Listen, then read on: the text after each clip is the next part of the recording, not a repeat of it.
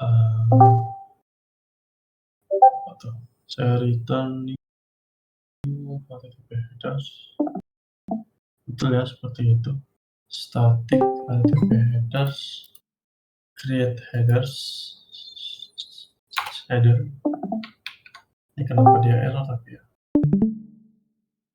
Object cannot convert the string.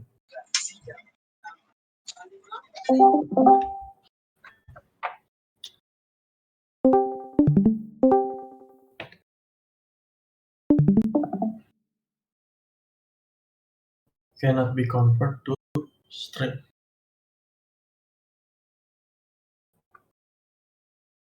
Okay.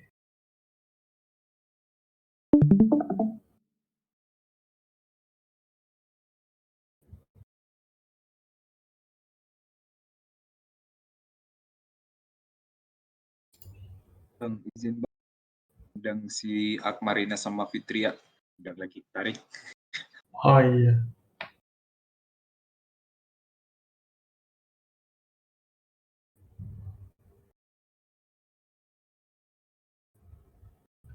Apa katanya?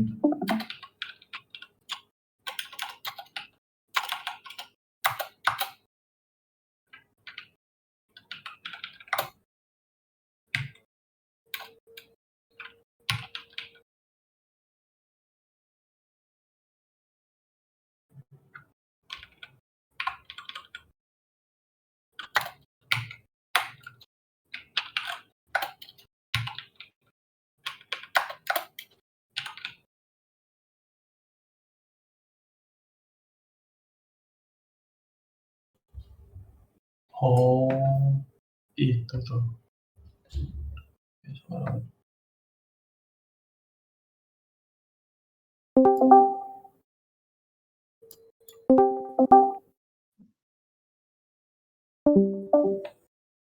Oke, create basic token ini tidak bisa mengembalikan string katanya.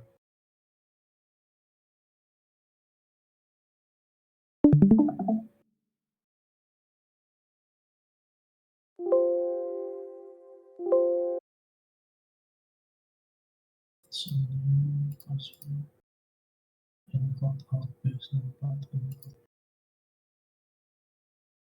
authentication verification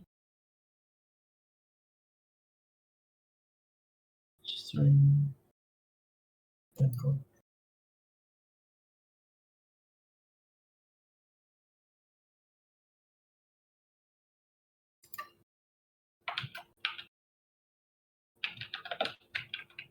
Maaf Mas, Fitria tadi keluar lagi, nggak sengaja. Thank you Mas. Oke.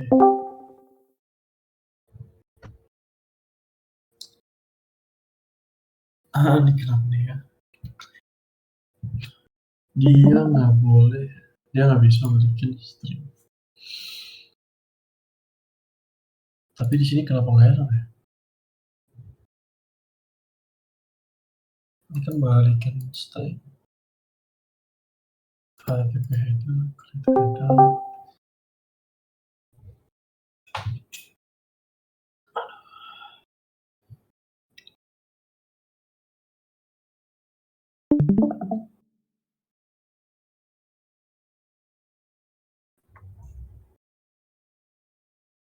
Oh,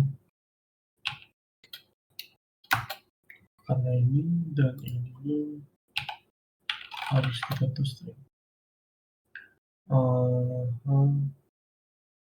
Terus nantinya ini kita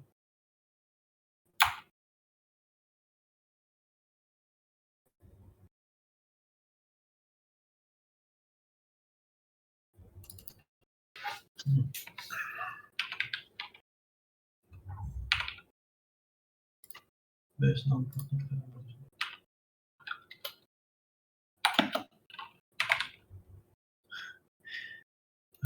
base number token.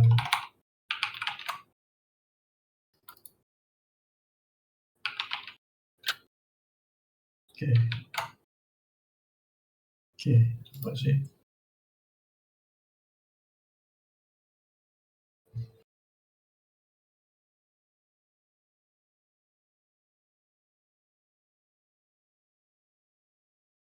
Oke, hilangkan, saya coba dari jenis service yang get on dulu. Di sini saya akan langsung panggil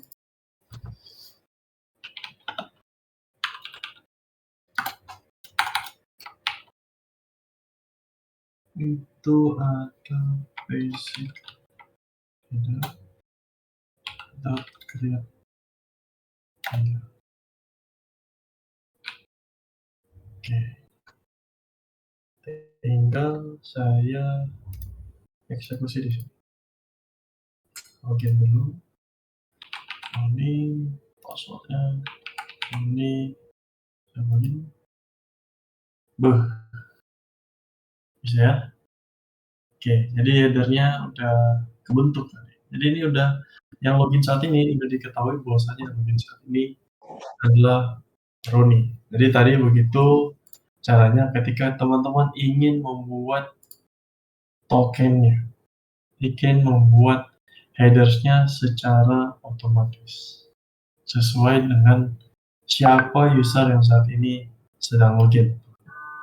Ya, sampai sini dulu. Ada yang tanyakan untuk create basic token and header-nya?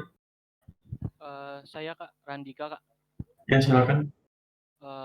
Mungkin bisa dijelaskan secara singkat kembali Kak. Tadi Kak kan tempat error juga jadi bingung mungkin Kak.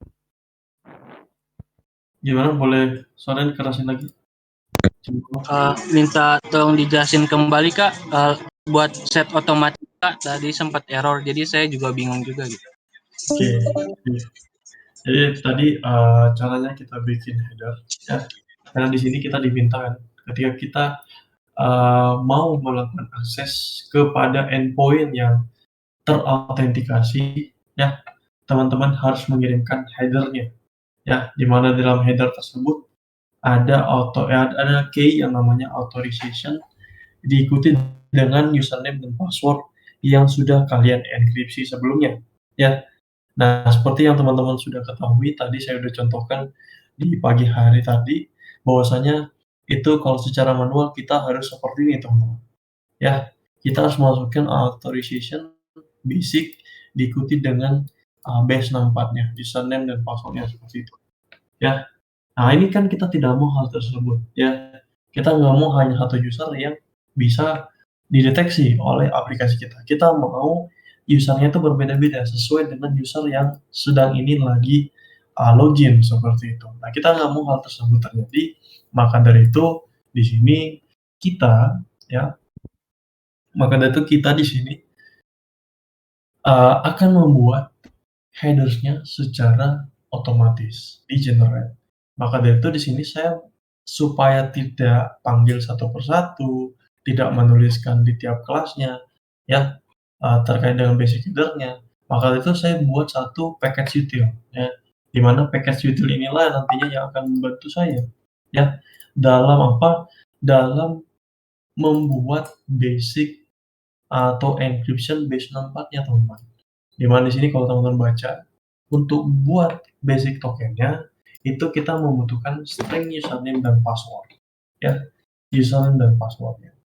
Lalu di mana username dan passwordnya nantinya teman-teman dapat dari mana? Dapat dari pada saat teman-teman login service di sini ya. Jadi pada saat kita mau set dia ke dalam prinsipal kita, saya sudah simpan di prinsipalnya ada namanya username-nya, kemudian ada password-nya, dan kemudian authorities. Nah, ini ya, ini akan disimpan di dalam prinsipal teman-teman. Ini akan disimpan di dalam session. Maka dari itu nantinya kita cukup ambil di sini. Kita cukup ambil di region basic header ya, di mana itu akan berbentuk seperti ini teman-teman. Authentication, security context holder, get context, get authentication. Kenapa? Karena kita kan sebelumnya pas login sudah di-set di sini. Jadi ini ngeset ya. Ini ngeset. Ini yang kita lakukan di sini ini get ya. Ya, kita nge-get. Ya, encapsulation ya. Kita nge-get di sini. Ya, kita nge-get siapa yang lagi login saat ini. Nah, nantinya kita akan menggunakan create basic token untuk mengenerate. Kita ambil dari prinsipalnya itu adalah username-nya, kredensialnya itu adalah password-nya, dan akan di-generate di sini. Ya, setelah itu di sini, ditaruh di sini, dia akan bikin string out, dia melakukan concat. Ya, nanti seperti ini. Yang terjadi di sana adalah Roni, kalau inputannya Roni, seperti ini. Nah, Roni ini akan akan dilakukan base 64 encoded. Ya. Di mana ini dia akan menggunakan charset USASCII. Nah, ini defaultnya ya. Kalau misalnya kita mau pakai base 64 byte-nya, yang disimpan di dalam byte. Nah, itu aja teman-teman harus tahu. Ya, ini nggak perlu dihafal ya. Ini teman-teman bisa lihat nantinya di internet. Ya, caranya encryption ke base 64. Ini melakukan enkripsi base 64. Setelah itu apa yang kita lakukan? Saya akan membuat ini menjadi string. Saya membalikannya string. Kenapa? Supaya saya tidak lagi meminta request memasukkan username dan password secara terus-menerus. Saya nggak mau hal tersebut terjadi. Saya akan menggunakan authentication-nya, ya, atau session saya untuk menginputkan username dan password-nya. Ya, seperti itu. Maka dari itu di sini saya membuat dua metode ya. Yang satu create token, yang satunya set tokennya. Nah, ini saya set headers-nya. Nah, makanya pada saat saya di service di sini, saya cukup panggil basic header.create header. Udah. Jadi di sini saya udah kasih header-nya, teman-teman. Seperti itu. Udah dipahami? Dika? Sudah. Makasih banyak, Kak. Ya, sama-sama. Ada lagi, teman-teman?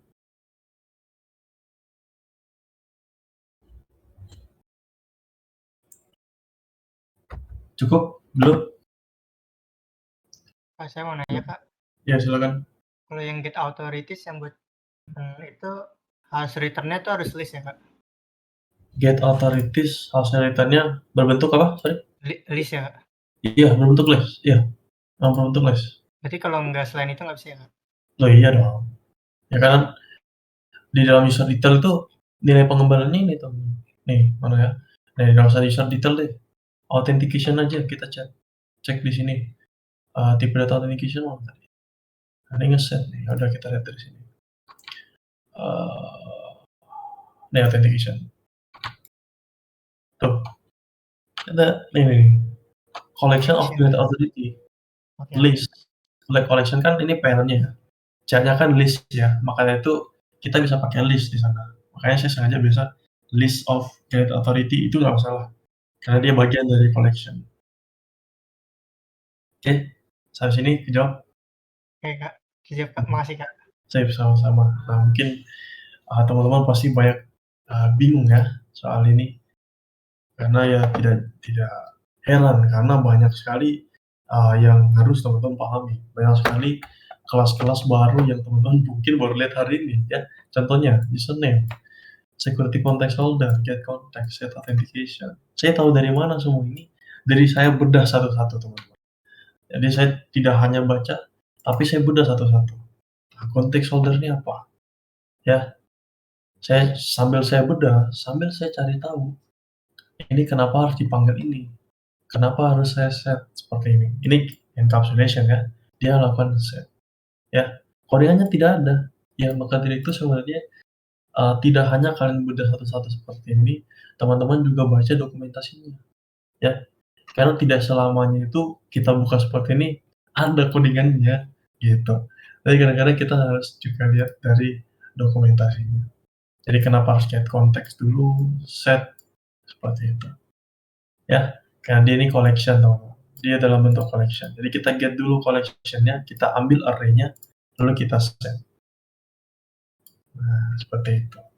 Ya, jadi sebenarnya kayak gini nih. Kalian list, misalnya ada list of string. Ya udah, namanya apa? Baru kamu set di sini. Udah gitu aja. Misalnya kayak gitu ya. Jadi sebenarnya itu yang dilakukan di atas. Jadi kita pakai encapsulation, tinggal kita assign value-nya, set authentication-nya, kita assign list-nya gitu. Ya. Sekarang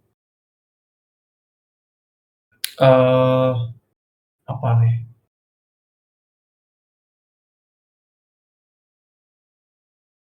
Kita lakuin apa nih? Sekarang apa nih? Ya sekarang kalau misalnya kita get by ID ya, semuanya ada ini teman-teman. Karena itu harus terautentikasi. Jadi semuanya ada di sini. Ini saya copy ya paste. Wah, banyak banget ya. Nanti akan ada best practice-nya. Jadi saya tidak akan contohkan semuanya. Jadi saya koma dulu. Ini kan objeknya dan juga HTTP entity-nya. Dan basic header-nya seperti ini. Kalau yang kayak gini aja basic header. Nih. Ini juga. Nih. Ini delete, delete beda, delete new, berarti ada di sini. Wah, ribet sekali ya. Kalau kita lakukan ini secara terus-menerus ini ribet sekali ya teman-teman. Betul nggak? Sangat-sangat banyak nih. Bayangin kalian punya banyak controller dan teman-teman harus add satu-satu. Wah, luar biasa. Ya, sangat-sangat memakan waktu ya, dan terjadi redundancy code gitu ya. Ini kode yang sama yang kalian panggil berulang kali. Nah, nantinya kita akan pelajari interceptor. Tapi itu terakhir ya. Itu terakhir materi yang akan saya kasihkan untuk hari ini. Setelah ini kita akan coba dulu ya. Kita udah pasang semuanya. Kita udah pasang, berarti ini bisa diakses semua nih. Ya, yang penting bisa login. Nah, berarti di sini saya di log kembali. Ya, saya detail ya bisa-bisa aja gitu ya. Saya apa lagi? Saya update bisa nggak? Nah, ini nggak bisa nih. Karena kenapa? Karena tadi ya saya jelaskan kita perlu CSRF tokennya. Di sini mana tadi?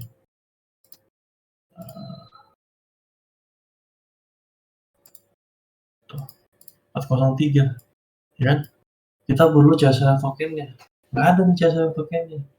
Nah, supaya CSRF tokennya dibawa juga pada saat kita melakukan send request-nya ke Ajax ya di dalam form datanya, itu saya mau pasang juga ada yang namanya CSRF token. Itu teman-teman bisa dengan cara kita ngebuat CSRF tokennya. Kita nge-select ya, karena kalau kalian perhatikan tadi kan CSRF tokennya itu ada semuanya di dalam formnya teman-teman.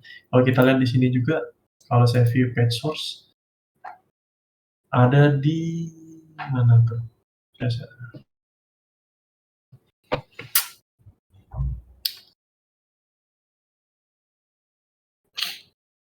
Ada di mana tuh?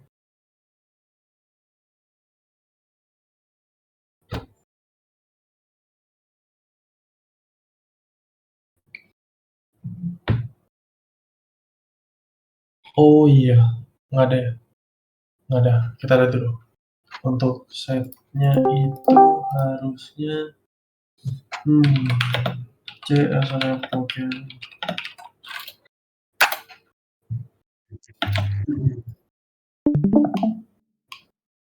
Kita cari ini deh. Nah, ini ya. CSRF atau cross-site request forgery ya. Dimana ini kalian bisa set ya, bagaimana sih kalau misalnya saya mau pakai Ajax, cuman saya mau manual nih. Ya, jadi tidak hanya kita tidak perlu pakai form ya. Saya tidak mau pakai form, tapi saya bisa ngambil CSRF tokennya pada saat saya melakukan post di Ajax saya.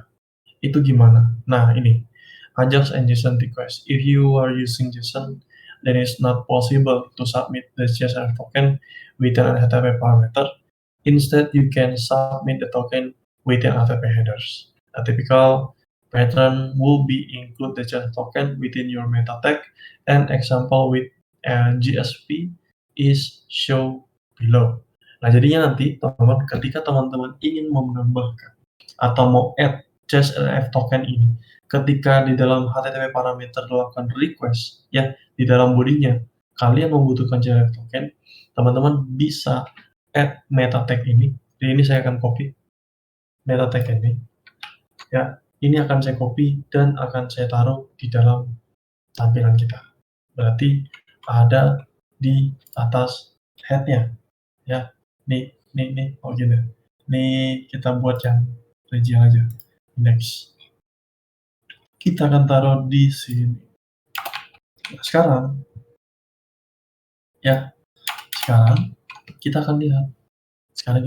Kita lihat apanya.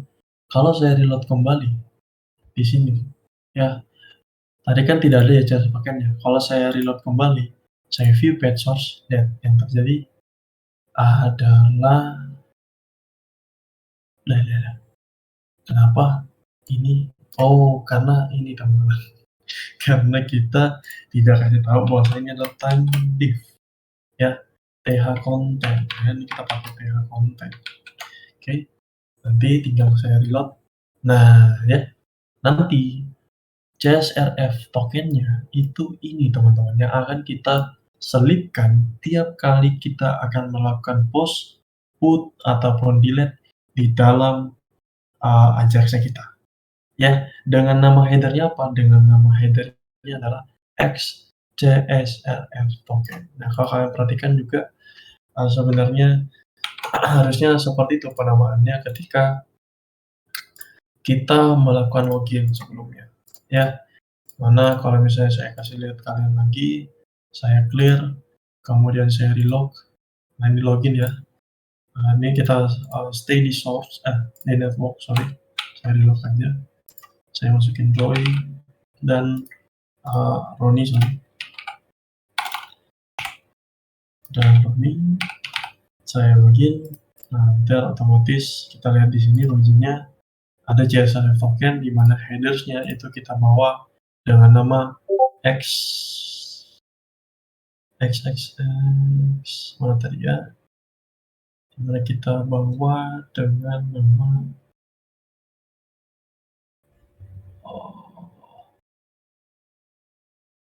X content type. Oh, nggak ada ya? Oh, berarti benar-benar dimasukin ke dalam sini payloadnya ya. Oh, berarti tetap masuk dalam payload form datanya. Oke. Berarti bukan di dalam headers, cuman nantinya kayaknya kita akan taruh di dalam headers. Karena di sini diminta kalau kita perhatikan kita akan kita ada parameter ya. Instead you can submit the token within a HTTP header, ya. Nanti kita akan selipnya di dalam HTTP header ya teman. Ya, nanti kita coba lihat ya. Saya juga agak lupa. Kita lihat dulu ya. Di sini berarti kita tadi udah set di dalam ininya kita. Di sini kita udah setting bahwasanya nanti ya parameter name-nya ini akan saya panggil dan akan saya set di dalam JavaScript-nya. Ya, di sini saya akan buat satu JavaScript lagi. Namanya adalah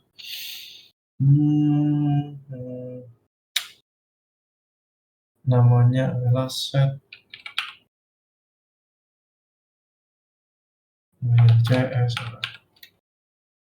CSRF.js. Saya akan bikin function-nya. Function-nya adalah CSRF token,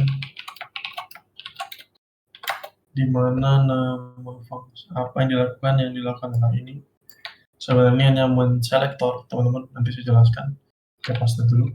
Ya, di mana tokennya nanti itu akan kita set di tag meta. Ya, di tag meta yang namanya adalah underscore CSRF. Yang kita ambil adalah atribut kontennya. Nah, value-nya apa? Value-nya adalah yang teman-teman sudah lihat di sini. Lalu kemudian kita akan ambil header-nya, nama header. Nama header-nya itu kita ambil dari sini. Ya, tag meta juga namanya CSRF header dan di dalam atribut kontennya. Itu yang kita ambil. Dan nantinya kita akan set header-nya. Ya, header-nya apa? Header-nya namanya beserta dengan tokennya. Dan nantinya teman-teman ketika kalian melakukan post, nah ini akan saya contohkan di post dulu. Ya, nantinya teman-teman akan melakukan post. Teman-teman cukup apa? Cukup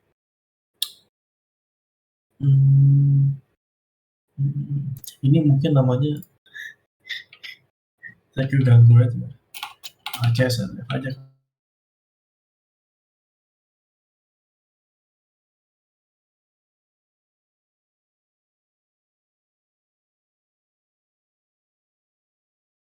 Jadi sebelum dia dikirim.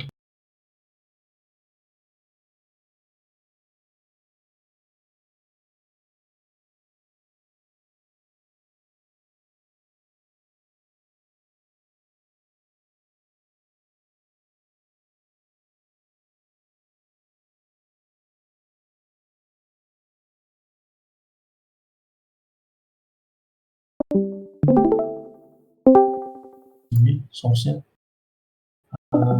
JavaScript region.js. Oke, kita lihat, kita create dengan nama check. Udah ada ya, kalau nggak salah. Oh, belum ya. Saya create dengan nama check, saya save. Kita lihat di console. Oh iya, sorry, kita belum panggil. Kita panggil dulu nih. HRF tokennya ini kita panggil si CSRF-nya ini di login HTML.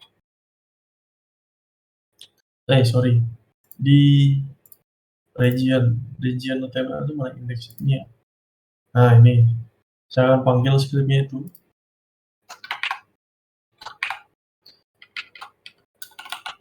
Namanya CSRF token. Ya, dan akan saya pakai di region.js ya. Jadi saya bedakan ya nanti karena ini akan dipakai berulang kali di setiap JS kita. Jadi makanya di sini saya buat objek baru ya, saya buat file baru. Nah, intinya setiap kali dia akan melakukan pengiriman data, saya log. Setiap kali dia melakukan pengiriman data, entah nantinya dia post ya atau dia apa, di save. Nah, sudah berhasil. Kenapa?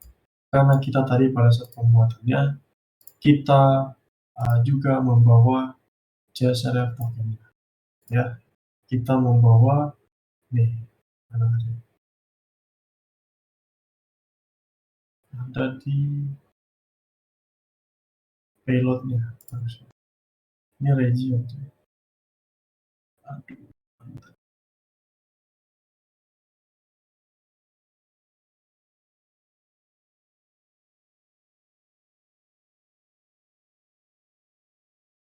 Nah, ini post. Dimana kita tadi membawa XCSRF tokennya mana tuh? Nah, ini ya. Dimana kita menyimpan XCSRF tokennya di sini sebagai apa? Sebagai nantinya ketika masuk ke dalam form kita, dia sudah tahu bahwasanya ini adalah CSRF token yang diberikan oleh timelift atau di-generate oleh timelift-nya secara otomatis. Yang mana payload kita itu hanya ada isinya adalah sampai sini bisa dipahami teman-teman? Saya sedikit bingung. Saya Randi. Ya, soalnya gitu loh. Siapa nih? Yang di saya Randika Kak. Oh, suaranya dibesarin dulu. Coba. Ya, udah terdengar Kak. Ya, gimana? Kan di HTML-nya kita udah set metanya Kak. Tapi di JavaScript-nya kita set lagi. Itu bukannya di JS-nya udah cukup Kak? Nah, sorry, gimana? Ulangi coba pertanyaannya. Kalau di meta kan kita ngambil dari timelift-nya Kak. Yang di HTML-nya. Tapi di JavaScript-nya itu kita set atribut lagi. Itu maksudnya gimana? Oh, itu bukan set atribut. Justru tadi JavaScript-nya itu kita ngambil atribut. Oh iya, iya. Kita pakai jQuery. Iya. Paham ya? Terus kita ambil atribut kontennya. Oke? Lalu kita set. Oke? Paham ya? Paham, Bang. Oke. Ada lagi? Ada lagi, teman-teman? Belum? Maaf, satu lagi, Kak. Itu berarti setiap kita buka halaman itu dia selalu memiliki CRF ya, Kak? Iya. Ketika kita buka halaman, tidak.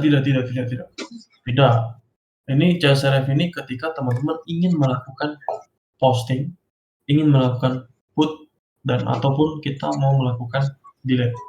Semua yang berbau dengan form, semua yang berbau dengan data, manipulasi data.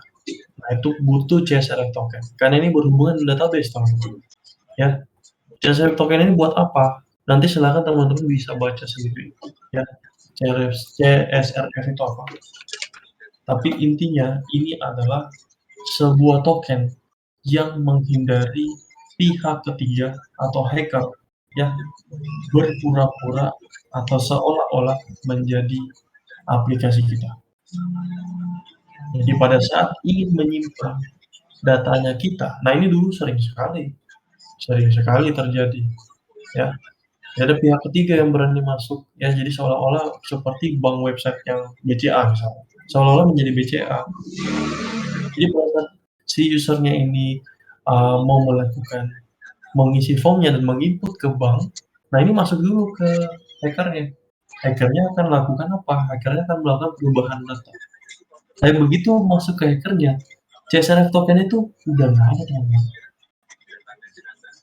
Nah, kalau kalian nggak pakai CSRF, ya udah kalian bisa bulat-bulat mentah-mentah terima inputan apapun dari user, terima apapun entah dari website kita yang asli ataupun website orang yang phishing ya, bisa seperti itu.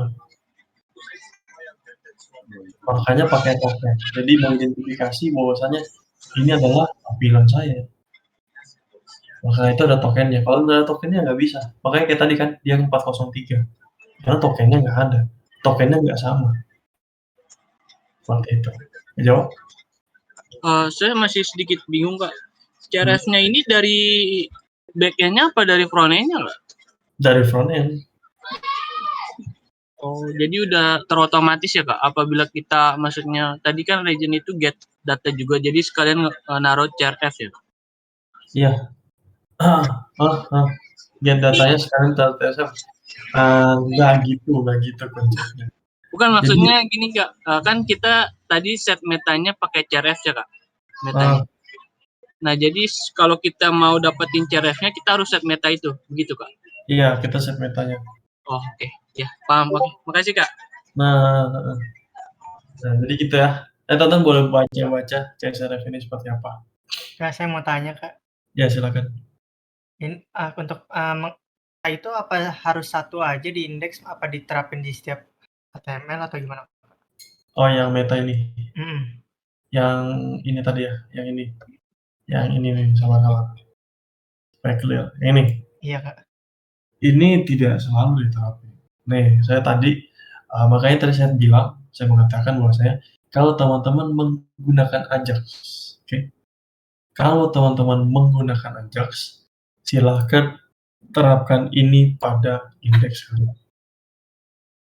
Kalau tidak menggunakan Ajax, layaknya kayak login tadi, saya nggak pakai meta, nggak perlu. Kenapa? Karena di sini sudah berbentuk form, dan kita menggunakan Timeleaf sebagai template engine-nya.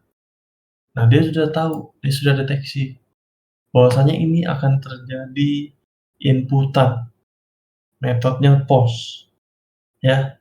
Maka dari itu dia akan secara otomatis memberikan input dengan tipe hidden, ya seperti yang saya kasih lihat tadi ya. Kemudian namanya adalah CSRF, value-nya apa? Ya, kelihatan ya teman-teman, value-nya apa? Nah, ini mungkin saya kasih lihat lagi, mungkin saya hapus lagi. Nggak perlu. Jadi, kalau misalnya kita pakai form Timeleaf, jadi form ini kita menggunakan Timeleaf, nggak perlu kita add meta tadi, ya. Di sini saya akan coba inspect lagi di application, saya clear seperti ini, saya reload, saya kasih lihat di sini, jangan view deh, view page source, ya. Yang terjadi apa? Yang terjadi nanti akan tercipta satu inputan baru, tipe datanya hidden, supaya kalian tidak bisa lihat. Ngapain juga bisa lihat ya CSRF-nya. CSRF ini dengan namanya CSRF dan value-nya apa. Makanya ini tadi kenapa ada di dalam payload-nya. Ya, kenapa? Karena di dalam form. Jadi semua di dalam form ini akan masuk ke dalam payload atau form datanya. Nanti dia akan cek di dalam form data. Nah, di form data ada CSRF-nya. Oke, ini betul-betul dari website kita. Silakan diteruskan dan dimasukkan datanya ke dalam database. Nah, itu gunanya CSRF. Ya, ini kalau kalian menggunakan Timeleaf. Tapi begitu kalian tidak menggunakan Timeleaf, lihat, kalau kita tidak menggunakan Timeleaf, apa yang terjadi? Saya udah Roni, ya saya udah login nih. Roni. Kita pakai Ajax nih ceritanya buat create. Nah, kita lihat di view page source. View page source. Ya, kita anggap ini metanya nggak ada ya. Lihat, nggak ada ya. Lihat, mana? Tuh, di dalam form kita tuh. Nah, nggak ada ya. Tuh, formnya nggak ada. Nih, inputnya cuma ini. Ya, nggak ada ya. Tuh, ya nggak ada. Karena kita pakai Ajax dan form kita tidak menggunakan time lift, maka dari itu kita perlu secara manual, teman-teman. Kita perlu tambahkan meta CSRF tokennya. Ini kita minta untuk di-generate secara otomatis dengan nama header-nya adalah CSRF token. Sampai sini dijawab, teman-teman. Terjawab Kak, terima kasih Kak. Value dari CSRF itu berarti berubah juga, Bang? Ya, berubah. Lihat nih, 137 kan sekarang. Lihat, kalau saya relog lagi, saya view page source. Sama sih. Kalau saya ini coba saya ganti, saya habisin cookies-nya. Ini satu tampilan satu sih. Saya delete dulu. Saya relog. Saya ulangi lagi. Tadi 137 ya belakangnya. Ini. Setelah saya itu di-generate secara terus-menerus. Nah, ini masuk ke tampilan baru, cookies-nya kebuat. Nantinya kalau saya view page source, ya 1.52. Oke. Jadi kalau pakai time lift udah ke generate otomatis, kalau Ajax manual kita harus nge-generate-nya ya. Iya, kalau formnya itu kalian buat sendiri, tidak pakai time lift, artinya kalian harus generate masing-masing. Kalian butuh import metanya. Tapi kalau kalian pakai time lift, like-nya kayak form login tadi, ya ada TH object, TH method, dan seterusnya, ya itu akan dideteksi oleh template engine-nya. Nanti dikasih di sana secara otomatis langsung dikasih CSRF tokennya gitu. Oke, seperti itu ya. Bentar Bang, berarti CSRF tokennya itu bersamaan dikirim pas nge-send request gitu? Betul. Kalau itu dibikinkan oleh template. Yeah. Kalau Ajax beda. Ajax ditaruh di header. Oke Bang.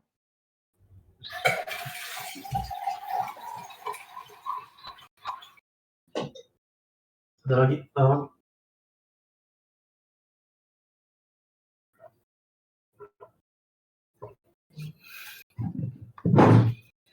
Aduh, ada lagi? Nggak ada? Cukup? Oke. Cukup. Udah cukup? Ya. Bukan itu Bang. Bukan itu maksudnya. Bagus sekali.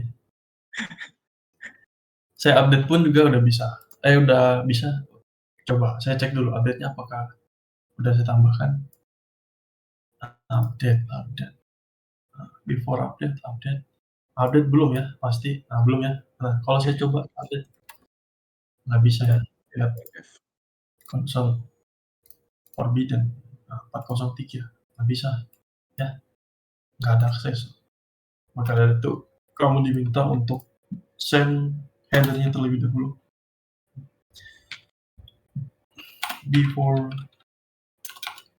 send before send. Jadi send apa? Before send. Jadi selalu dikirim before send. Saya mau ada CSRF. Jadi nanti kalau kita put sama, saya cek misalnya tadi saya save, inspect, console. Belum di refresh Kak? Belum di refresh ya, sorry. Oke. Update tadi ini saya save dan berhasil. Ya, saya delete pun juga sama. Ini nggak bakal bisa ke delete. Loh, bisa. Coba kita lihat dulu. Delete. Oh, pas di delete headernya nggak di set Kak? Ternyata nggak masalah ya kalau pakai delete. Berarti cuma hanya pembaruan data. Jadi kalau misalnya kita delete, itu nggak perlu CSRF token. Oh, ya gimana sih? Nggak perlu apa perlu nih? Lah. Oh, nggak bisa. Kita dulu, kita delete, yes. Inspect tadi kok bisa? Pas di-update habis itu langsung Oh, bisa mungkin keikut gitu ininya, Bang. CSRF-nya. Ya, Iya. Ini perlu juga teman-teman ya. Setahu saya tuh pokoknya yang menggunakan POV ya, yang menggunakan HTTP method. POV, kayak post, kayak put, kayak delete itu semua membutuhkan CSRF-nya ya. Berarti di sini before send.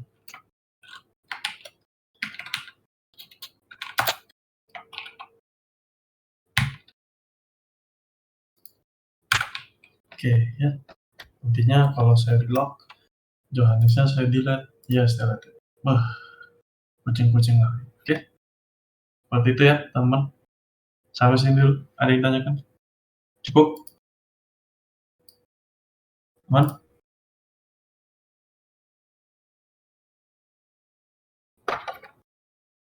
Aman, terkendali? Cukup?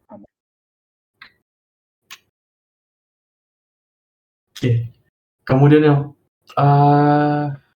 materi iya, yang kemarin ada sempat dapat error yang CORS itu.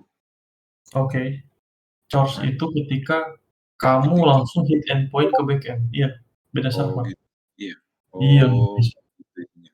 Oke. CORS ini saya tidak akan jelaskan di sini, teman. Sorry banget, saya tidak bisa jelaskan di sini karena itu materinya cukup panjang. Bahkan teman-teman bisa CORS in Spring Boot. Silakan baca di sini. Sebenarnya tidak begitu sulit sebenarnya kalau misalnya kita mau implementasi. Cuman ada beberapa yang teman-teman harus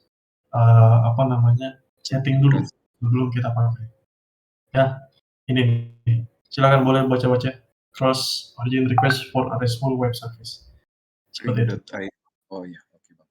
Ya. Kalau teman-teman merasa ini kurang familiar untuk dibaca, kurang friendly untuk dibaca, silakan pergi ke siapa lagi ya? Kalau bukan Beldung. Beldung ini sangat-sangat enak dibaca tuh. Dan teman-teman bisa lihat bagaimana saya bisa berkomunikasi cross origin. Ya. Nah, cross origin ini apa? Nah, silakan dibaca bagaimana penerapannya, ya.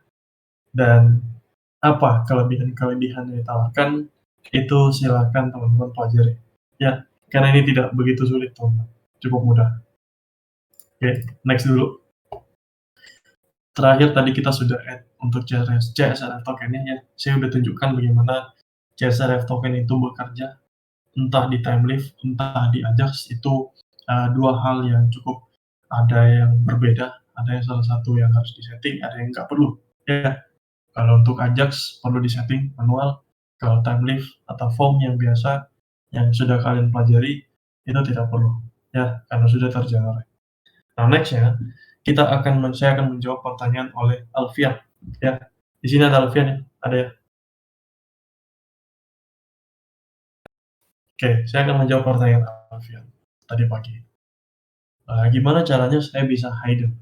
Oke, bagaimana saya bisa hidden berdasarkan role-nya? Ya, kemarin tadi pagi saya udah kasih tahu, itu kita akan pakai yang namanya extras. Ya, saya akan tutup ini, saya akan cari extras.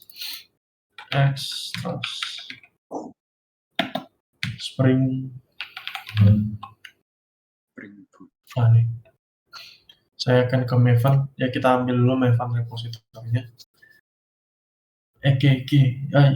Bukan ini. Coba kita cari di belum. Oh, betul ya, tadi ya. Oke. Kalau gitu kita pakai ini aja deh, nggak masalah. Kita pakai ini dan kita balik lagi, kita akan simpan di front end kita, ya, di aplikasi kita. Mana nih? Aplikasi kita. Nih, ya, berarti kita akan taruh di dalam mana teman-teman dependensi di dalam apa dependensi di dalam apa? POM Kak. Di dalam POM. Oke, mana tuh formnya? Nah, ini, oh ini, ya. Saya akan paste di sini, gimana? Bebas, teman-teman, atau gimana? Saya paste di sini. Oke. Saya akan stop dulu untuk kliennya. Dan kita download. Print and print. Pastinya di sini akan mendownload ya, karena ini belum saya install harusnya. Oh, nggak perlu berarti. Oh, berarti sudah pernah. Oke, tidak perlu. Oke, berarti saya cukup jalankan kembali ya, ekstraksinya udah jalan harusnya. Cara pakainya pun ini cukup simpel, cukup gampang ya. Dimana teman-teman cukup seperti ini. Ya, kita akan pergi ke navbar ya. Dimana saya akan mencontohkan kalau untuk saya cukup contohkan di region aja teman-teman, index region ya. Nanti teman-teman boleh coba-coba sendiri di pembuatan project kalian ataupun nanti setelah ini teman-teman ya. Saya akan lihat di navbar di sini ya, tadi keperluannya di navbar ya. Saya akan contohkan di navbar aja deh. Dimana kalau misalnya di navbar itu yang bisa mengakses user yang hanya boleh mengakses region itu adalah misalnya role-nya apa nih? Role-nya user gitu ya. Nanti di sini saya akan tambahkan set authorize ya. Di sini kalau kita lihat caranya set authorize sama dengan hash role. Ini karena role-nya cuma satu. Role-nya apa? Role-nya adalah role underscore, perlu nggak sih? Atau nggak perlu? Langsung aja user seperti ini. Jadi yang hanya bisa melihat button new region ini hanyalah user yang login saat ini dan memiliki authority sebagai user ya. Jangan user deh. Agak bingung jadinya. Mungkin saya ulangi lagi, mungkin hash role user ini adalah nantinya hanya pengguna yang login saat ini yang memiliki role-nya adalah user yang dapat melihat region. Untuk country mungkin nanti saya taruh misalnya di sini. Ini saya contohkan ya. Saya akan copy aja. Saya copy, saya akan paste di sini. Ya. Hash role apa? Hash role misalnya hash any, misalnya any. Ini lebih dari satu. Ya, jadi teman-teman cukup sama aja. Yang di end method tuh persis. Jadi kalau lebih dari satu any, kalau satu ya hash role. Kalau any berarti di sini admin. Seperti itu. Ya. Mungkin di employee cuma admin ya. Jadi misalnya kita akan bikin skenario seperti itu. Hash role-nya itu misalnya mana tuh? Nah, loh. Ini saya copy dulu. Saya paste di employee itu aja cukup ya. Di sini admin.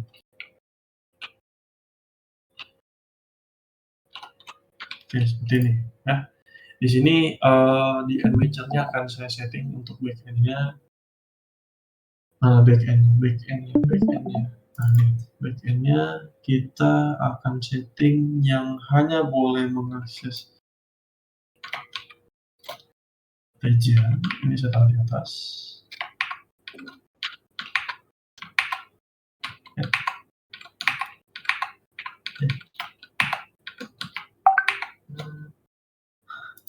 Ya udah, ini agak mabuk saya.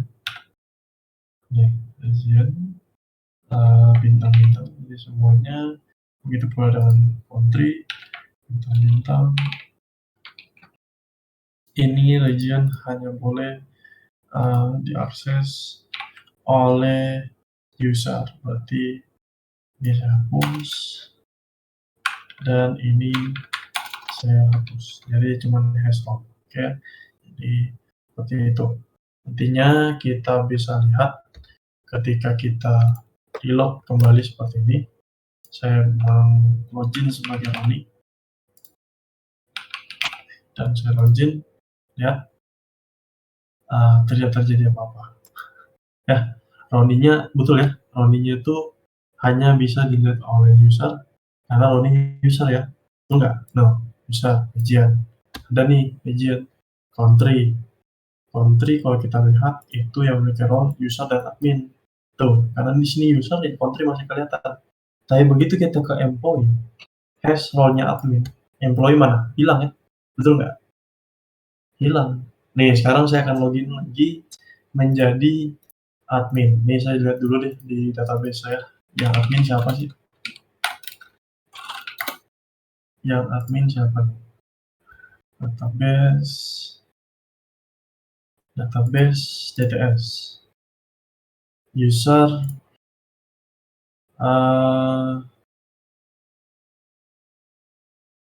di Roni sama Kurniawan ya. Kita lihat Kurniawan. Kurniawan itu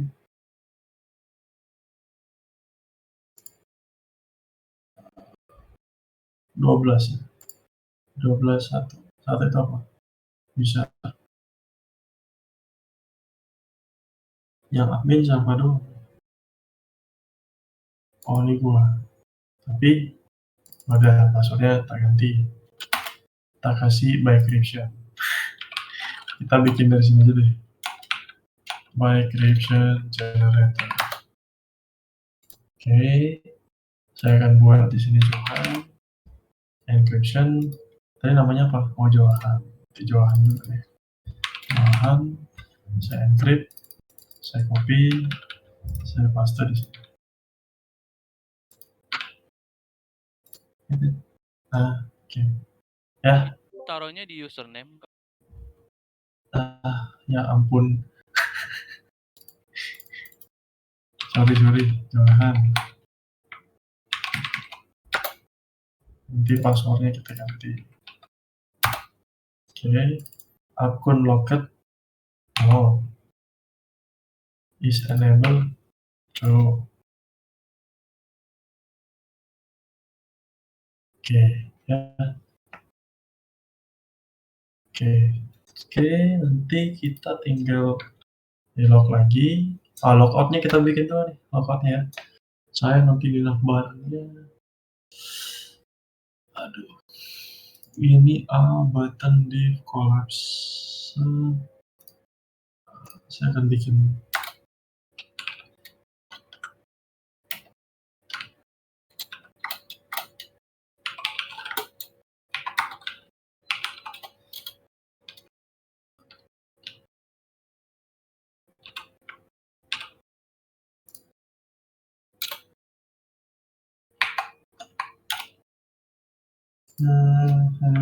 logout.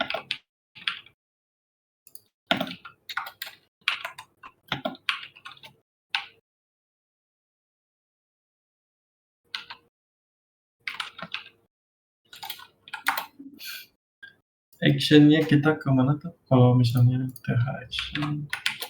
actionnya kita ke /logout. Terus th method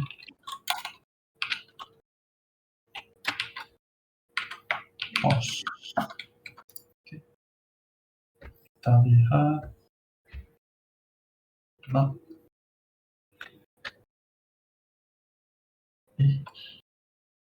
Ini resume di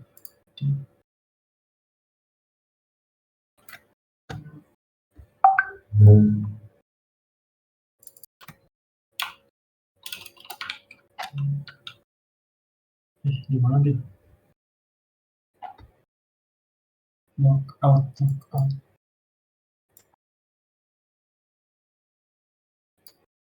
Apa jawabannya? Kita mesti jawab.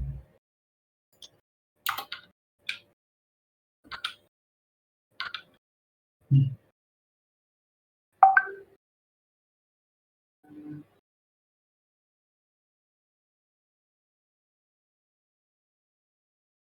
legend kan?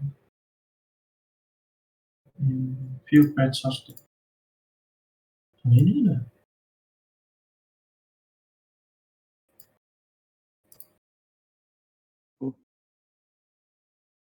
Tambahin is aktif gitu gue jadi. Nggak warna hitam tuh bang, ininya, buttonnya. Hah? Ada warna hitam. Nggak. Tak kasih lampu. Tuh. Oh. BTN primary coba. Oh ya udah. Saya coba taruh dia di class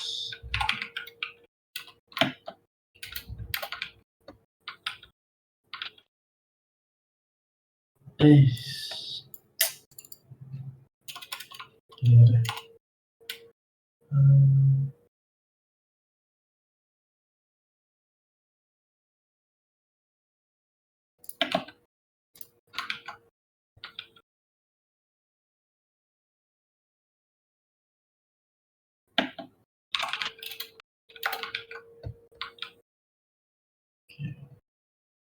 Dan di sini saya kasih BTN outline. Nah, hilang. Oh, pantas. Primary. Oke, tapi warna apa nih kira-kira ya? Mantap. Like Kak.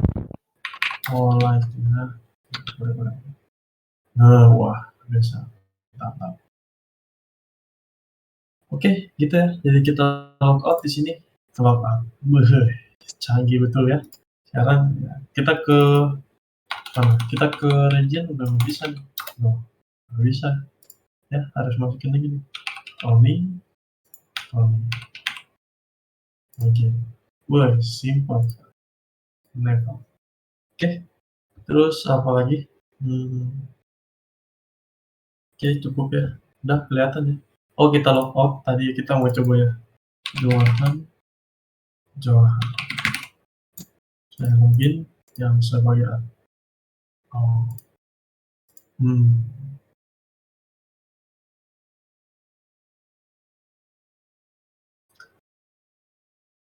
Johan.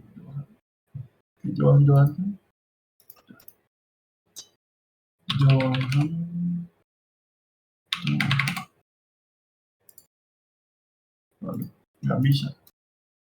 Baik, description-nya ada clear.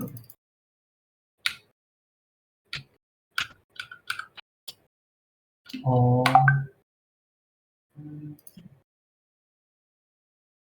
Udah. Berhasil.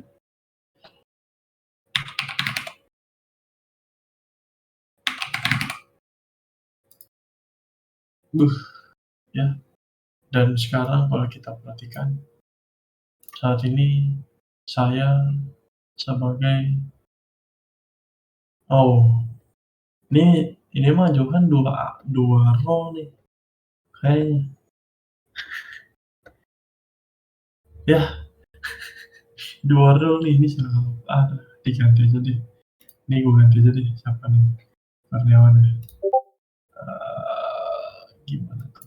Wah, nggak bisa nih, add doang nih. Insert doang, ya udah gue insert.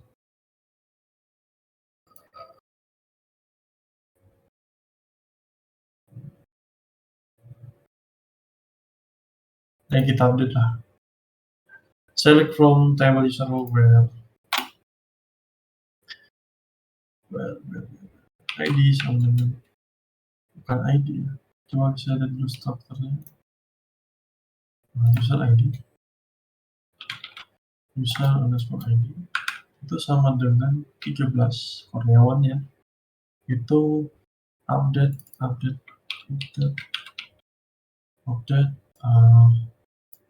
Gimana kalau update? Saya lupa. Update terus ada yang ingat nggak? Update from table set. Saya lupa.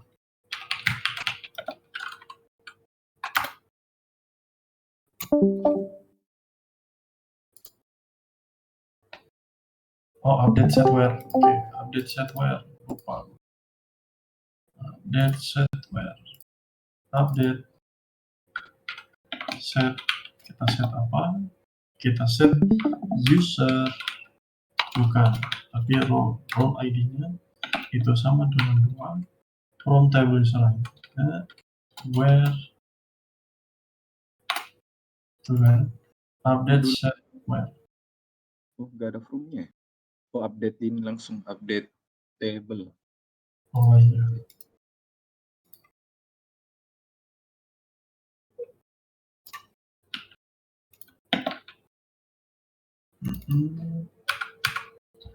User ID 13. Go. Mantap. Sekarang gross. Udah kok hilang. Nah.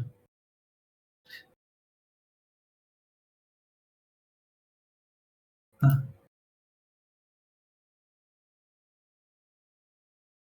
Oh 12 ya? Ah, 13 ya? Nah. Ini loh. Bisa gini kan? Ternyata.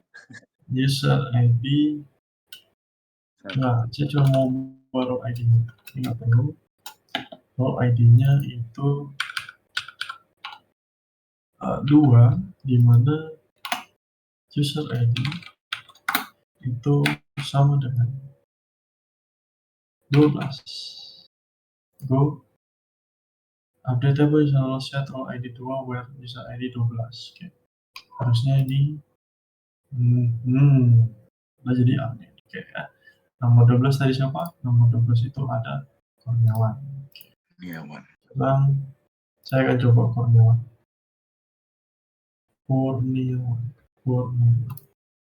Saya log out. Saya akan coba Kurniawan.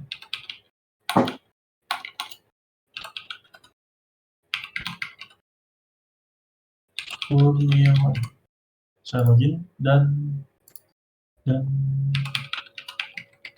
bilang passwordnya. Nah, passwordnya nih.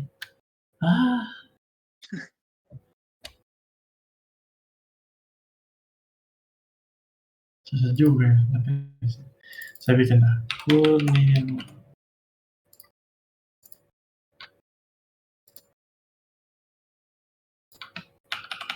Oke.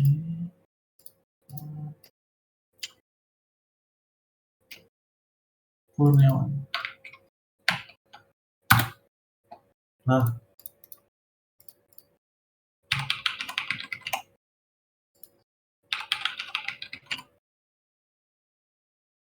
Oke. Kita lihat.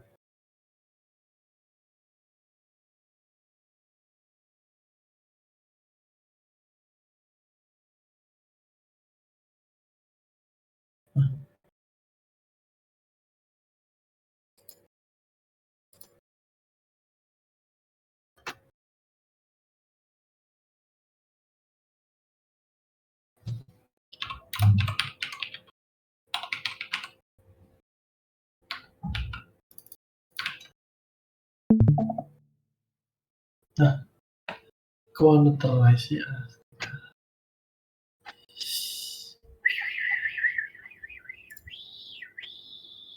Di application Anda permit on.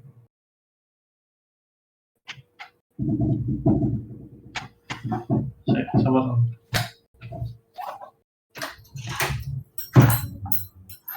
Oke. Masih anjir. Anjir. Ya, sabar ya. Kita coba cek.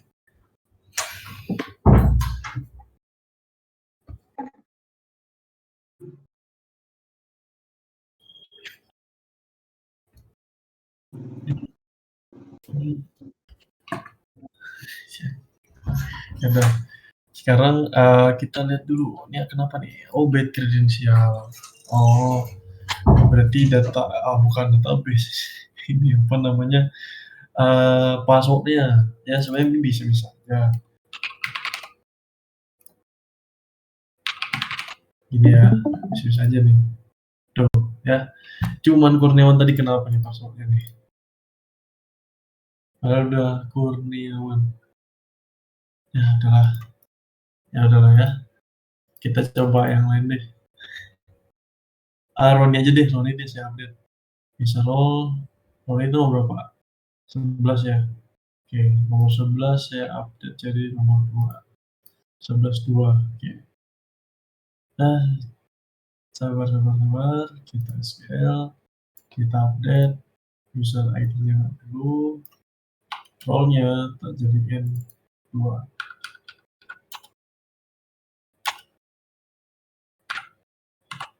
Dimana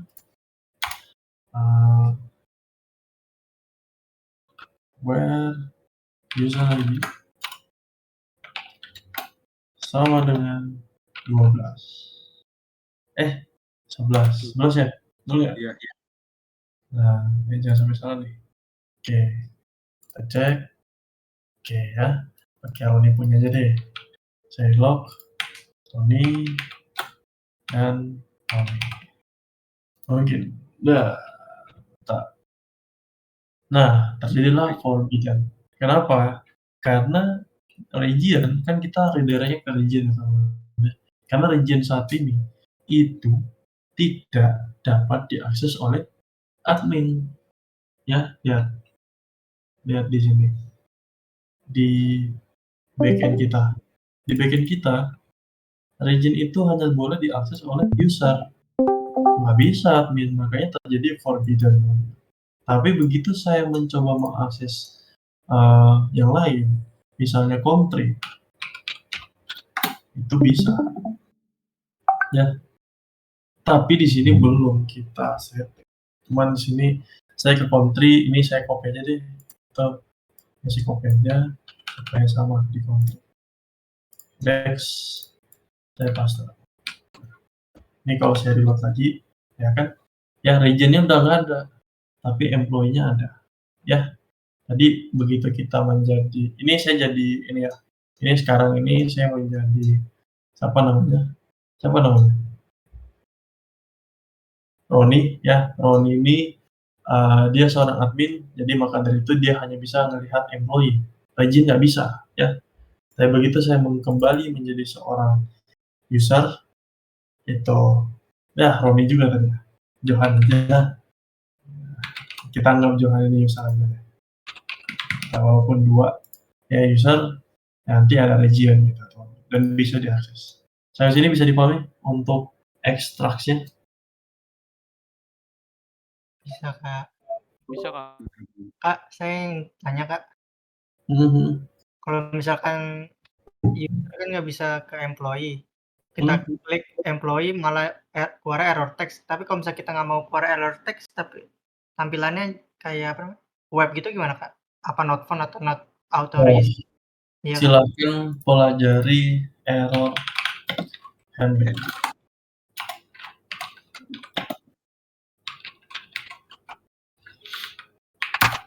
Ada, gampang sekali kok. Tidak perlu susah-susah atau ada. Nanti kalau misalnya dia error, ya, nih, pokoknya kalian nanti ambil, nah nih, bukan ini sih. Respond entity exception handler. Nah, pokoknya teman-teman bisa ambil nantinya. Responnya harusnya ini. Teman-teman bisa ambil responnya. Nanti kalian if ketika error ini 403, ya, nanti apa? Ketika errornya 404, artinya apa yang kalian keluarkan tampilannya. Kalau nantinya errornya 405, nanti tampilannya seperti apa. Nah, itu bisa teman-teman cari di error handling namanya. Oke?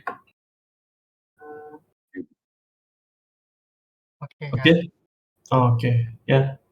Silahkan kalian ke error page handling. Harusnya bukan ini sih. Coba error page handling. Spring Build.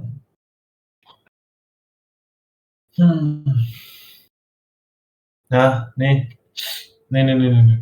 Ya. Nanti kalian bisa, nah, if status, ya status code-nya sama dengan HTTP status not found value, nah lempar kemana? Ya, if status code sama dengan internal server error atau 500, lempar ke tampilan mana? Ntar kayak gini, ntar kayak gini, ya. Ini ya, saya copy aja deh supaya teman-teman tidak bertanya-tanya lagi.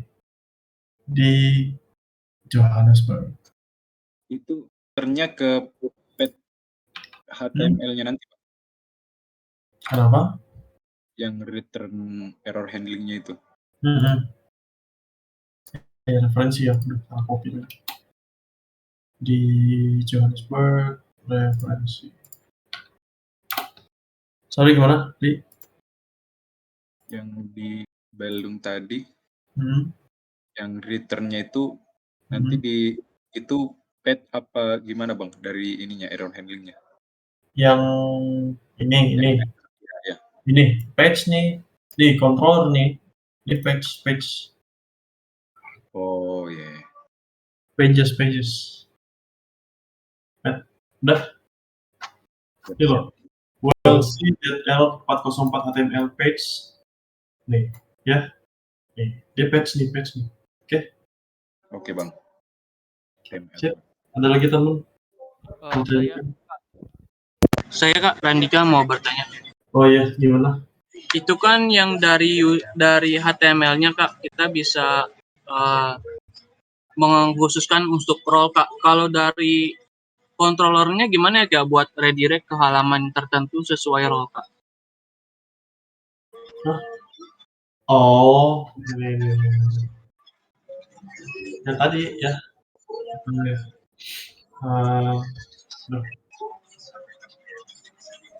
Nanti kalian ke sini, saya tutup dulu yang lainnya. Close other. Nah, kita di sini di login controller. Di login controller mana tuh? Nah, ini. Ntar di sini. Ya. Di sini. Oh, ini server side nih. Nah, ini. Ntar di sini. Nah, di sini kalian bisa pakai kondisi. Ya, jadi kalau misalnya dia login true, redirect ke region. Tapi di sini kita mungkin kasih if lagi. If apa?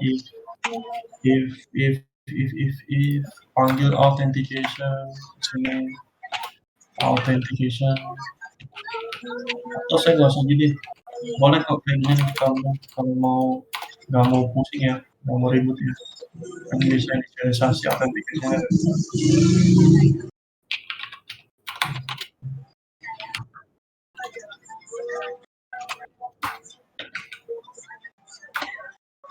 Bisa ini authentication .get authorities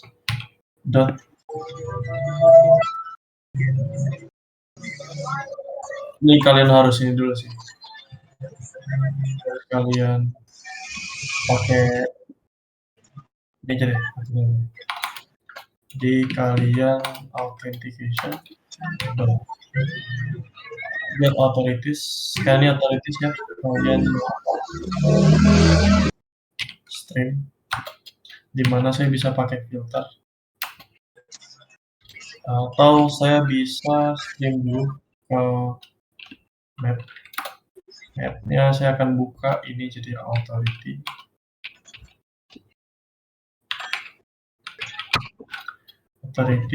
dimana saya akan berubah bentuknya menjadi authority.getAuthority. Lalu kemudian saya filter di sini, dimana filternya itu dia filter tuh gimana? Saya lupa. Filter string.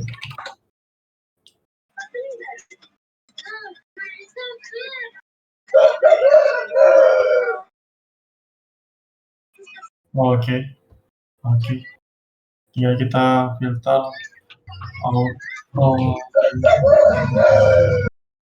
authority jangan disamain ya namanya. Authentication-nya aja deh. Authentication-nya itu dia authentication itu sama dengan kata dot equals row underscore user. Itu saya mau ngapain? Saya mau dia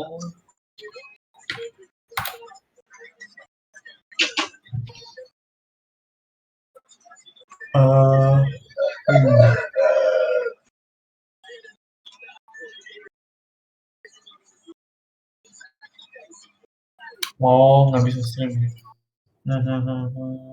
Gimana ya? Mungkin ini kita ubah aja.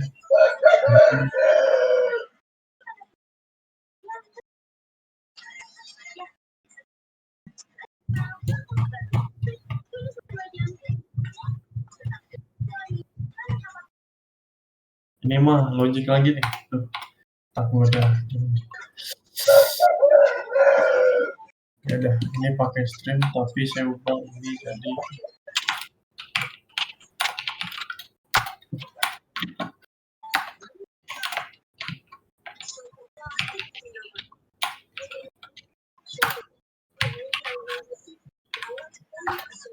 ini saya boleh tulis. Kemudian ini saya akan ambil this of string.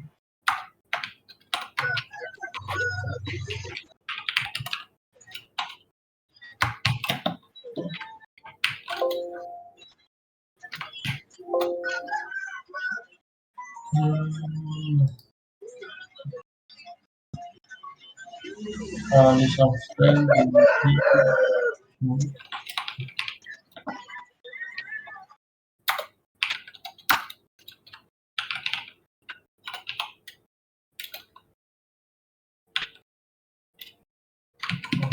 sorry.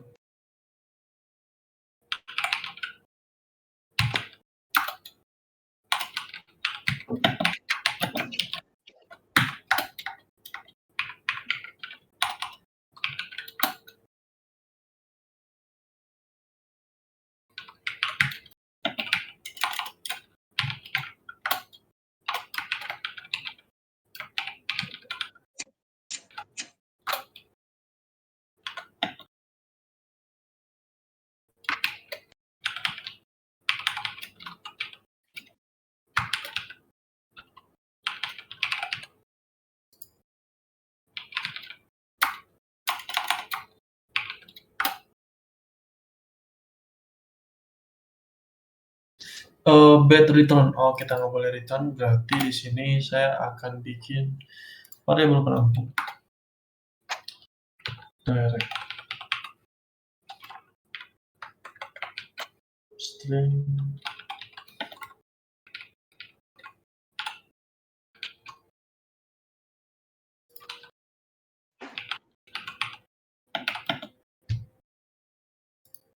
animus in a class ampun.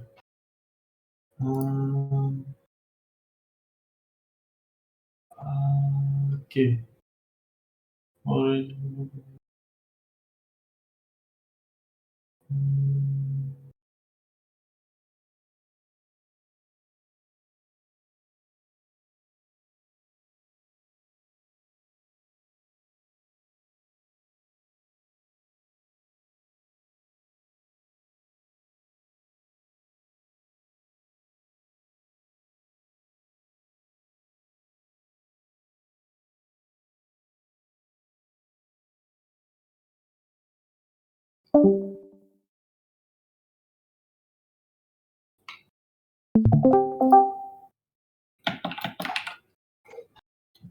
Bisa ya masukin ke dalam. Ini harusnya bisa nih. Gimana ya kemarin? Data equals role user direct.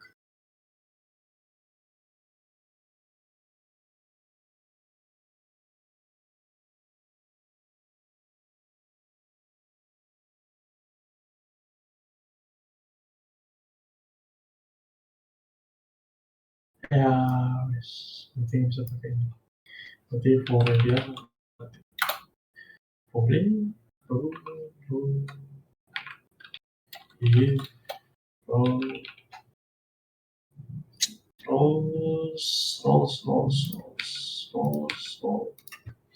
if row ini sama dengan equals, kan string equals to row underscore user, row underscore user. Kita mau kemana? Kita return ke redirect. Oke, seperti ini. Kita pakai string. Nah, nanti if row equals row underscore admin.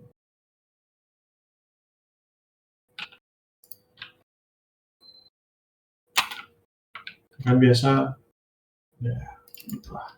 Nah, nanti kita arahin ke mana? Counter.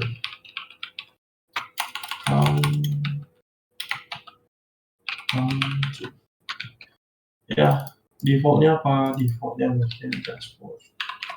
Mungkin gitu ya, defaultnya dashboard. Udah, ini ya.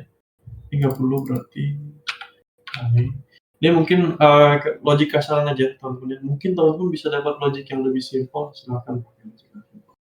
Ya, ini logik kasaran yang kasaran aja teman-teman. Saya rasa ini punya logik yang lebih simpel lagi ya, tapi saya hari ini bikinnya sampai sini doang ya. Mungkin besok saya udah beda. Oke. Besok kalau gitu kita coba. Sekarang saya log out dulu. Roni tadi ini bukan menjadi seorang admin ya teman-teman ya. Otomatis dia akan diarahkan ke 41.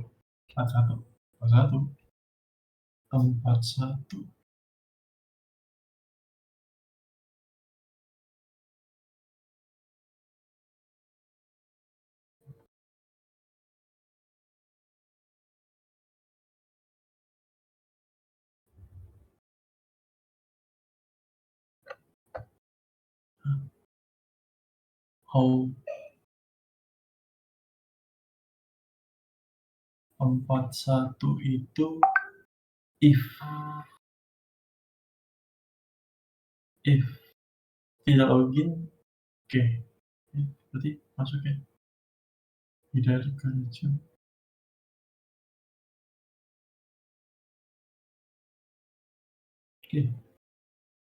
Oke, kenapa? Kita coba lihat lagi. Coba kita ke region apakah bisa. Bisa. Country. Bisa. Oke, tunggu. Berarti nggak jalan nih. Role equals role admin. Saya akan coba sort di sini. Roles.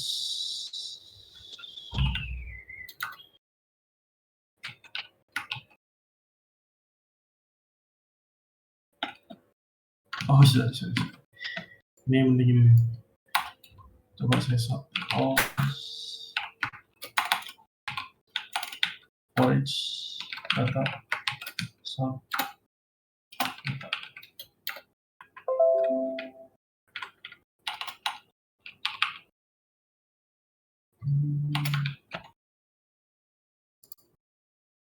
Oke, kita tes dulu.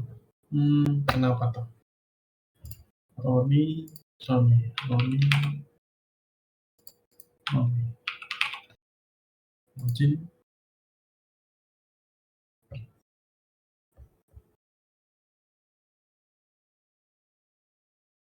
Nol 41. Oh, di 41 ini belum nol ya?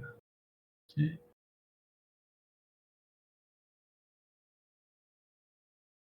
Oh, nggak bisa. Oke. Sorry. Ini nggak bisa nih. Ya udahlah, kita pakai manual ya. Authentication sama security context holder.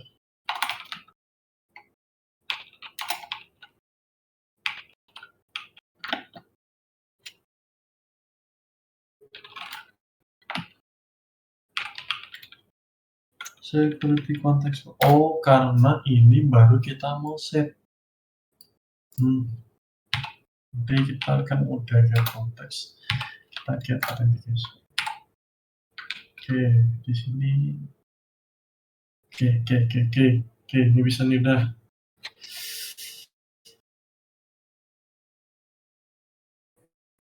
Oke, country. Logout dulu.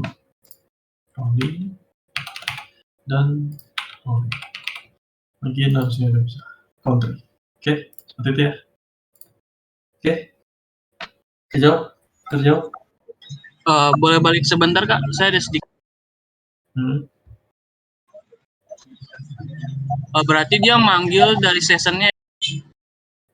Kita ambil dulu decisionnya. Siapa yang saat ini lagi login? Lalu ya di for each ya role-nya Kak. Baru nanti dicek role-nya. Oke. Ini Makasih Kak. Cuma cek dulu. Ya. Oke, begitu ya. Ya, terjawab. Makasih Kak. Sama. Oke, ada lagi? Belum? Nomornya cukup? Cukup Bang. Ini harusnya ada best practice ya.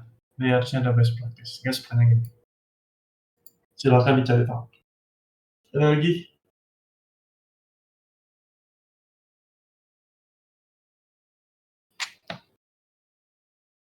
Oh, berarti tadi yang pas authentication-nya ditaruh di parameter gitu nggak bisa soalnya nggak nge-get ininya ya, session-nya ya. Gimana? Oh, taruh di parameter. Iya. Nggak nge-get session. Karena di sini kita pada saat kita mapping kan kita akan membawa. Nah, di situ diambil objeknya authentication. Nah, itu mungkin bisa berguna ketika di sini. Kenapa? Karena di sini kita sudah melalui login. Ya. Tadi kita di sini nggak bisa karena di sini kita belum set. Kita perlu masuk dulu, nge-set di sini, nanti keluar hasilnya apa. Nanti kalau misalnya dia berhasil login, artinya dia masuk ke sini. Kita get. Tapi kalau di sini, nah di sini kita lihat. Nah, ini ada error lagi nih. Ada bug. Di mana? Kalau saat ini saya udah login, teman-teman. Saya nggak bisa dong. Nggak boleh dong kalau saya login lagi. Nggak boleh dong. Tuh orang gue udah login, betul nggak? Iya. Nih, kan udah login. Ngapain? Nggak bisa dong. Harusnya nggak boleh. Nah, teman-teman bisa pakai tadi yang saya bilang. Ini ada authentication di sini. Ini bisa nih, karena kita ada set authentication-nya, session-nya. Di sini kalian kasih if aja. If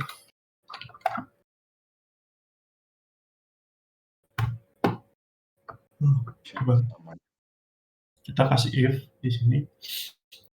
Kita kasih tahu bahwasanya kalau authentication itu sama dengan null ataupun authentication-nya ya, karena null itu adalah belum belum di set ya, ataupun anonymous function-nya itu objeknya instead of instance kok nggak ada, adalah instead of apa anonymous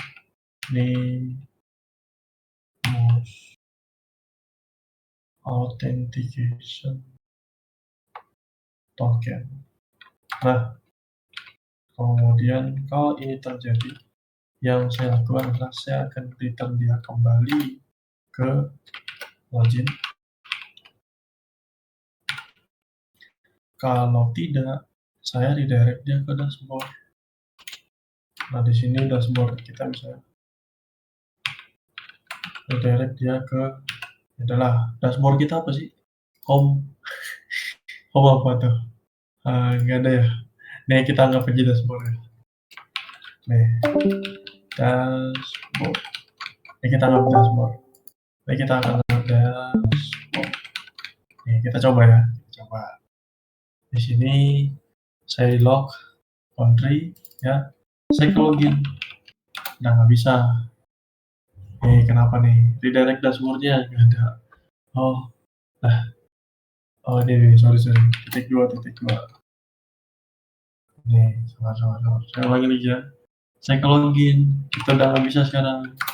Ya, karena udah, nah dia arahin kemana? Ke dashboard. Gitu. Jadi kita nggak bisa ke slash login lagi nih. Nggak bisa. Kamu udah login ceritanya. Country. Gitu. Saya log out. Nih, saya log out.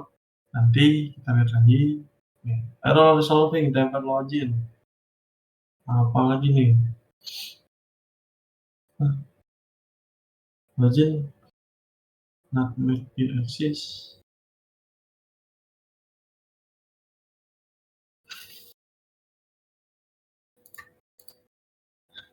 Kok loginnya nggak ada sih? Nggak ada. Coba sih.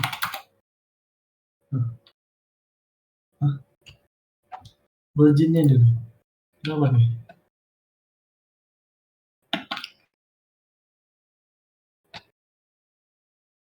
Wah, ini kayaknya mulai nih. Memorinya udah mulai lemes. Kenapa? Kenapa dia? Apa karena home control kah? Tapi di dashboard kan beda. Ya.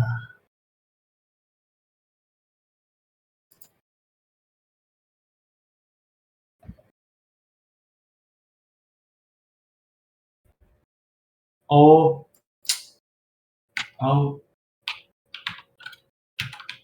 ya ampun, nah, lihat gitu guys. Ya, jadi kalau Roni, saya login, ya. Nah, ke country, ya, karena dia admin. Tapi begitu saya coba ke login lagi, nanti akan diarahkan ke dashboard. Oke, sampai sini ada yang mau tanyakan, teman? Cukup? Bisa ya gunakan authentication karena di sini dia sudah set sessionnya. Di mana? Di sini. Kalau di sini tadi nggak bisa. Kenapa? Karena masih nol. Kita belum set sessionnya di aplikasi kita. Oke? Dapat ya maksudnya? Iya bang, dapat. Sip. Kalau gitu sampai sini dulu. Ada yang tanyakan teman? Belum? Cukup? Cukup? Cukup teman? Cukup? Teman? Cukup Pak. Cukup. Oke. Terakhir kita akan bikin yang namanya interceptor, ya. Jadi di dalam REST template itu sendiri ada kemudahan yang ditawarkan oleh REST template, di mana teman-teman tadi ya, ketika teman-teman nantinya bisa melakukan request. Jadi sebelum request itu nanti dicek dulu requestnya. Nah ini kalian mau kemana? Jadi kalau misalnya kalian mau, kalau misalnya slash login, oke. Kenapa tuh kalau slash login? Saya mau melakukan ini dan itu, oke. Itu bisa kalian cegat di dalam interceptor, ya, di client HTTP request interceptornya, ya. Dimana nanti REST template di sini saya akan gunakan untuk generalisasi dari segi dari segi kita kasih set header-nya, ya. Kita tidak lagi harus menulis ulang-ulang secara terus-menerus, melainkan nantinya kita akan menggunakan interceptor untuk add konfigurasi set security-nya. Oke, kita akan set security-nya seperti itu. Oke, interceptor itu apa? Nanti akan saya jelaskan. Silahkan teman-teman sholat terlebih dahulu. Ya, ini udah lewat. Saya akan sholat terlebih dahulu. Habis ini akan saya jelaskan. Oke? Siap bang. Oke. Silakan sholat dulu ya teman-teman ya. Nanti kita masuk lagi jam 15.25.